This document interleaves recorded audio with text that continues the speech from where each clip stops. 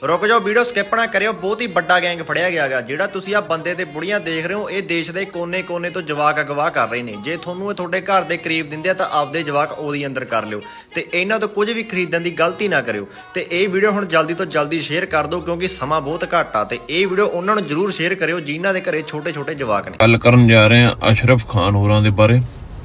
ਆ ਜਿਹਦੀ ਤੁਸੀਂ ਤਸਵੀਰ ਦੇਖ ਰਹੇ ਹੋ, ਇਹ ਪਾਕਿਸਤਾਨੀ ਮੂਲ ਦਾ ਅਸ਼ਰਫ ਖਾਨ ਆ। ਹੁਣ ਇਹਦੀ ਮੌਤ ਹੋ ਚੁੱਕੀ ਆ।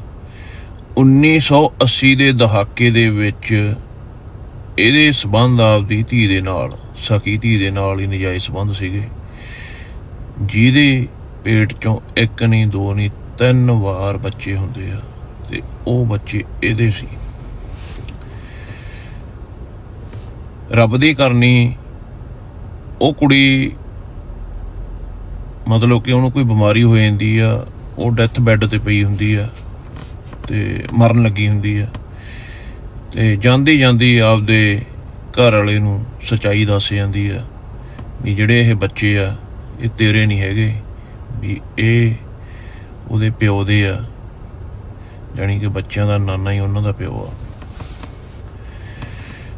ਉਹ ਬੰਦਾ ਮਗਰੋਂ ਇਹਨਾਂ ਦੀ ਪੁਣਛਾਣ ਕਰਦਾ, ਕੇਸ ਦਰਜ ਕਰਾਉਂਦਾ ਤੇ 2012 ਦੇ ਵਿੱਚ ਆ ਕੇ ਇਹ ਪਾਕਿਸਤਾਨ ਭੱਜ ਜਾਂਦਾ।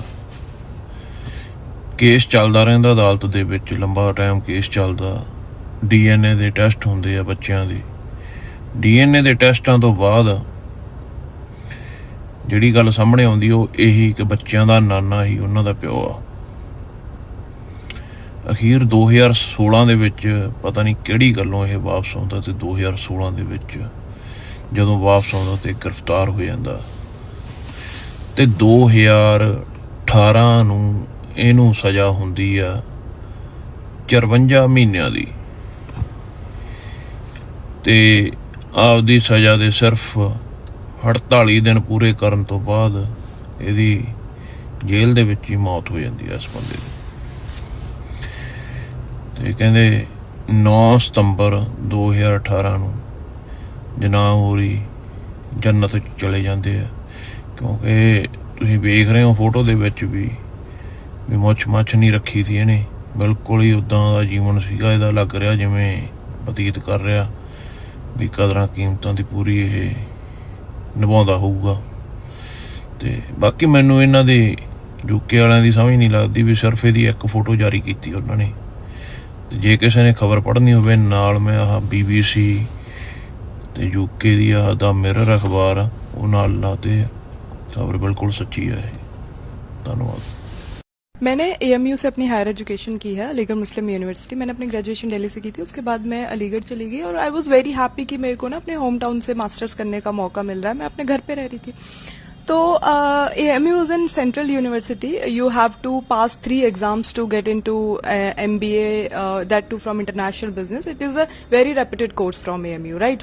So I did it. वहाँ पे मेरे friends बने। तो मैंने देखा कि जितना गवर्नमेंट इनको जितना सब्सिडीज दे रही है, बहुत सारी चीजें दे रही है कि आपको फ्री में, ऑलमोस्ट फ्री में आपको AC हॉस्टल मिलते हैं रहने को, इतना अच्छा खाना मिलता है, ये सारी चीजें मिलने के बाद जो वहाँ पे मुस्लिम्स का माइंडसेट है, मुस्लिम जो मेरे फ्रेंड्स थे, हैं भी अभी बहुत सारे फ्रेंड्स हैं, उनका माइंडसेट इतना एंटी नेशनल है कि वो लोग यही नहीं जान पा रहे कि हम पहले स्टूडेंट हैं, we should be patriot first rather than being religion को फॉलो हम बाद में करें, पहले हम अपने देश के बारे में सोचें। हम अगर वो किसी मुकाम पे पहुंच भी जाते हैं फ्यूचर में तो उनको क्या लगता है कि हम यहाँ से बाहर निकल के मुस्लिम कंट्रीज में जाके सेटल हो जाए और उनके लिए कुछ अच्छा करें, क्योंकि यहाँ पे इन्होंने इस देश की सॉइल पे इतना खाया है।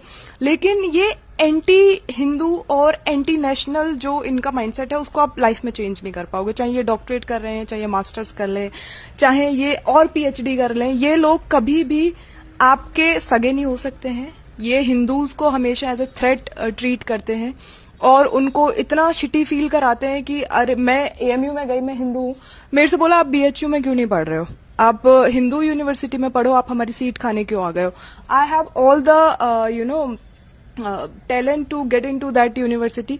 मैंने उनको बोला आप हिंदुस्तान में रहते हो तो आप ऑलरेडी उस नेशन में रह रहे हो जो हिंदूज के लिए बना है, and now we are allowing you, giving you multiple universities. आपका जेएनयू हो गया, जामिया है, इतनी सारी यूनिवर्सिटीज हैं, उस सब में आपको माइनॉरिटी का स्टेटस दे रखा है और आपको इतनी सारी फ्री फैसिलिटीज मिल रहे हैं। उसके बाद आप उसका जय भारत दोस्तों, ये 3 अलग अलग वीडियोस हैं जो मैंने शेयर करे हैं आपके साथ में। ये धर्म को या किसी मज़हब को टारगेट नहीं कर रहा मैं, लेकिन उसकी सच्चाई बता रहा हूँ। आप एक विकृत परिवृत्ति, विकृत सोच वाले आदमी को जितना मर्जी आप गाइड कर लो, आप जो मर्जी उसके साथ कर लो, जिस मर्जी से उसका माइंड वॉश करके देख लो आप, लेकिन वो नहीं सुधरेगा कभी भी। एजुकेशन लेने के बाद में ये लोग और बड़ा नुकसान करते हैं। कम एजुकेशन होगी तो ये एक मिनिमम लेवल का जो इनके सराउंडिंग्स में होगा उसका नुकसान करेंगे, उससे कम होगी तो कहीं भी कर सकते हैं, छोटे दायरे में करेंगे। जैसे जैसे इनको एजुकेशन प्रोवाइड होगी इनका दायरा बढ़ता जाएगा और इनके क्राइम की संभावनाएं भी बढ़ती जाएंगी। अब भारत एक कौवे का काम कर रहा है, जो इन लोगों को उसने अपनी गोद में बिठा रखा है। अब कौवा मैं क्यों बोल रहा हूँ उसका भी मैं रीज़न देता हूँ। आपने देखा होगा कि अक्सर बागों में कोयल जो है वो घूमती है, और जब उसका ब्रीडिंग सीज़न होता है उस वक्त वो जो कौवे के घोंसले में जाती है, उसके एग्स नीचे फेंक देती है और अपने एग वहाँ पे डाल आती है।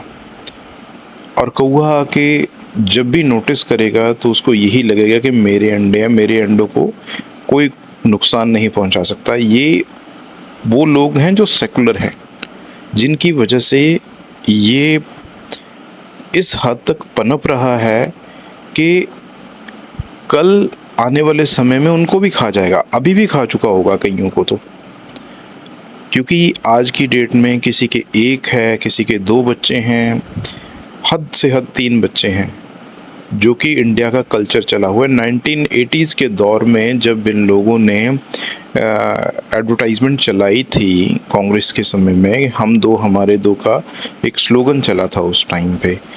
उसके बाद में 2 से 1 कब आए, और कभी कभी तो ऐसी परिस्थितियां होती कि 1 भी नहीं होता। उसका भी कारण है, लोगों को ये समझाया जाता है कि आप अपने करियर को फोकस करो, शादियों में क्या रखा हुआ है, जबकि ये अपने मज़हब में क्या सिखाते हैं, आप 4 शादियां कर सकते हैं, और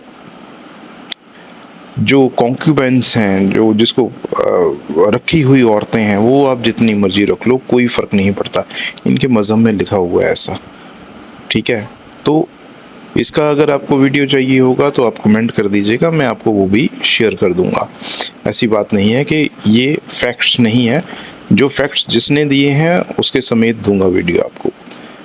रही बात अब इन लोगों को पालने की, तो भारत इनको सच में पाल रहा है और कौवे का ही काम कर रहा है। अपने बच्चों को भूल चुका है, जिसने देश के लिए बलिदान दिए वो इनको याद नहीं है, लेकिन इनको उन यूनिवर्सिटीज़ को फेवर करना है जो एंटी नेशनल काम करती हैं।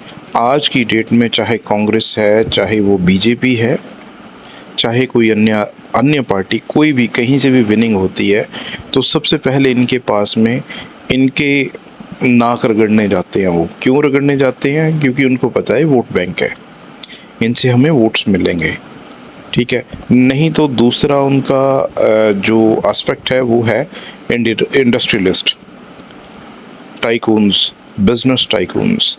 जब उनके पास जाते हैं, क्योंकि फंडिंग वहाँ से लगनी है, ये लोग कहाँ से कलेक्ट करते हैं, इनको फॉरेन की फंडिंग्स आती हैं, और दूसरी पार्टी जो है उनको इंडस्ट्रियलिस्ट फंड कर देते हैं। बट फाइनली जो ये मोटो लेके चला है कि भारत विश्व गुरु बनेगा, किस ग्राउंड्स पे बनेगा, ये इस तरीके से आप विश्व गुरु बनाएंगे क्या उसको? भारत में कई स्टेट्स ऐसी हैं जो आज भी जहाँ पे बीफ के बिना लोग खाना खाना पसंद नहीं करते, तो आपने उसको रोक तो नहीं पाए आप लोग। आप ये स्लोगन दे देते हो कि हमने टेररिज्म ख़त्म कर दिया है, लेकिन जब ये खड़े होकर ये बात बोल देते हैं कि हमें 10 मिनट 15 मिनट 20 मिनट दे दो, आपने किसके अगेंस्ट क्या कार्रवाई की रही है, क्यों उसको फांसी पे नहीं लटकाया।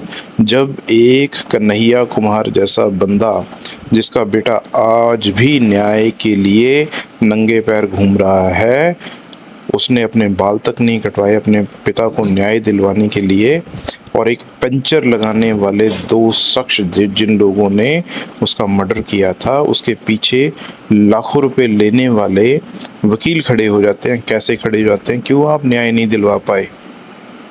कैसे आप लोग उन लोगों को छोड़ रहे हो जो इनकी आइडेंटिटी को लीगलाइज बनाने की कोशिश करते हैं, इनके 2 नंबर के डॉक्यूमेंट्स बना के इनको हैंडओवर करते हैं, और इनको भारत में जो सिटीजन्स को फैसिलिटीज़ मिल रही हैं वो दिलाने के लिए वो अपना भरसक यत्न करते हैं। हर स्टेट में लोगों ने अपना फैलाव करना शुरू कर दिया। वो पाकिस्तान से नहीं आए ये लोग। पाकिस्तान तो ये तो उसको अपना बाप मानते हैं, नाजायज़ बाप मानते हैं, वो इसको अपना बेटा नहीं मानते। और ये भी मैं आपको बता दूंगा, ठीक है। और इसके भी तथ्य मैंने आपको पहले क्लियर करे हुए हैं और बाद में भी क्लियर कर दूंगा, कोई दिक्कत नहीं है उसमें भी। अब बात रही नाजायज़ बच्चे जो हैं ये बांग्लादेश से इधर भाग रहे हैं, ठीक है, और इन्होंने बहुत बड़ी संख्या में अलग अलग स्टेट्स में अपना कब्ज़ा कर रखा है। इनकी स्टेट्स जहाँ पे इस्लामिक स्टेट्स हैं वहाँ पे ना तो आप चर्च बना सकते हो, ना ही आप कोई मंदिर, ना ही कोई बुद्ध का स्थल बना सकते हो, क्योंकि ये तोड़ देते हैं उसको। और आप ऐसे सेकुलर लोग हो जो इनको इनकी मस्जिदें, इनकी दरगाहें बनाने देते हो, खुद देते हो ज़मीनें, जबकि आपको ये तक बात पता नहीं है कि हमारे धर्म में जो ज़मीन के नीचे दफन है उसको पूजा नहीं जाता जब तक कि वो बहुत बड़े योगी ना हो, महात्मा ना हो। उनकी समाधियां बनती हैं, उनकी कब्रें नहीं बनती। तो ये आपको ध्यान रखना चाहिए। और सेकुलरिज्म भैया छोड़ दो। आपके सेकुलरिज्म की वजह से बहुत से लोग, हमारे बहुत से यूथ जो हैं वो अनएम्प्लॉयड हो चुके हैं, लोग नशे में घुस चुके हैं। और कृपा करके आप अपना ये सेकुलरिज्म जो है ना, ये कुछ समय के लिए अपनी साइड पे रख दें, क्योंकि इनको जो पीछे से कमांड आती है ये उसको फॉलो करते हैं। एक छोटा सा सवाल आप सबसे, आप मंदिर में जाते हैं, गुरुद्वारे में जाते हैं, आपको कितने लोग जानते हैं वहाँ पे दाएं बाएं? जब भी आप जाते हैं हार्डली कोई 1 या 2 आपके सज्जन मिल जाएंगे, उसके अलावा आपको मंदिर में कोई बंदा नहीं जानता होगा। फॉर श्योर है, लिख के ले लीजिए, आज भी नहीं जानता होगा।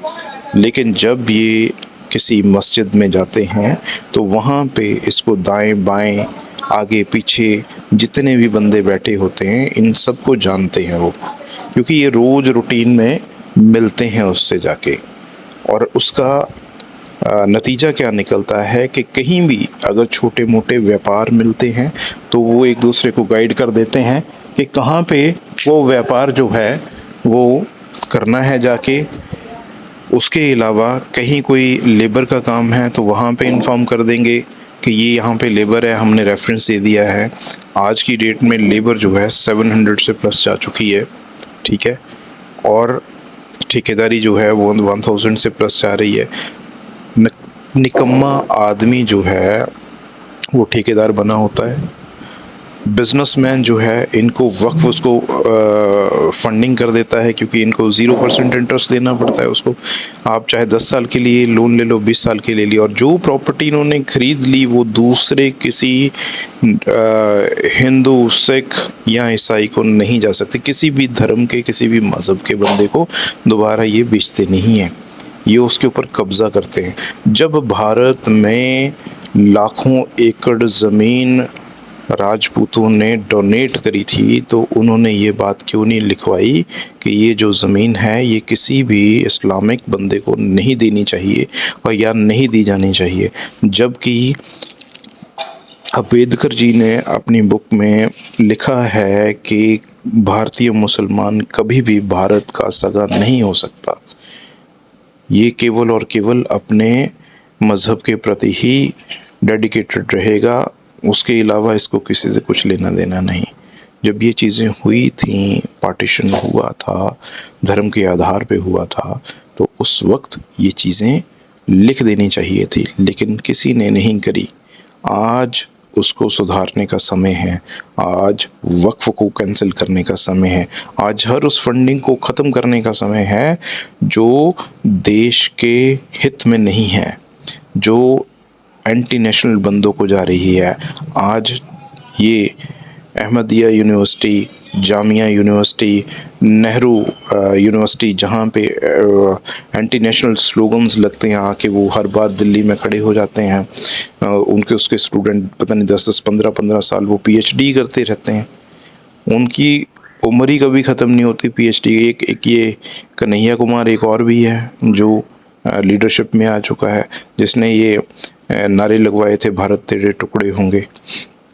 ठीक है, तो ऐसे बंदों को जब सिस्टम में रखा जाएगा, पॉलिटिक्स में रखा जाएगा या किसी गवर्नमेंट ऑर्गेनाइजेशन में रखा जाएगा, तो आप क्या उम्मीद करते हैं कि ये लोग आपकी फेवर करेंगे? कभी भी नहीं करेंगे।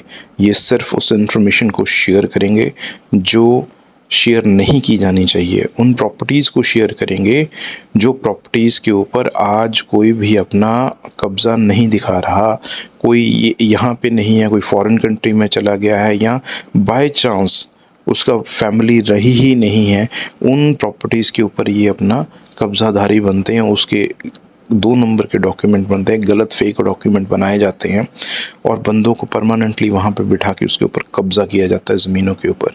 तो भारत के लोगों, अगर आप सच में भारत के प्रति डेडिकेटेड हो, आप पैट्रियट हो, आपके पूर्वजों ने इसके लिए बलिदान दिए हैं, जिस वजह से आप हिंदू हो, तो कृपा करके अपनी सेकुलरिज्म को, जो आपका वो पेज और बुक लिखी हुई है, उसको जला दो, क्योंकि वो आपके लिए नहीं है।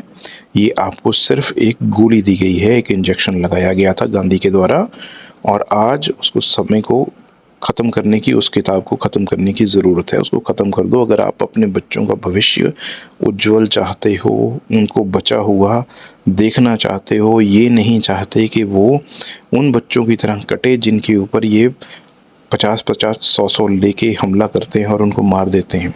कई केसेस ऐसे हैं जिनके ऊपर आज भी कानून कार्रवाई नहीं करता, क्योंकि पैसा और पावर उनका मुंह बंद कर देते हैं। तो थोड़े से समझदार बनो और गलत चीज़ों से बाहर निकलो। जय भारत, जय हिंद।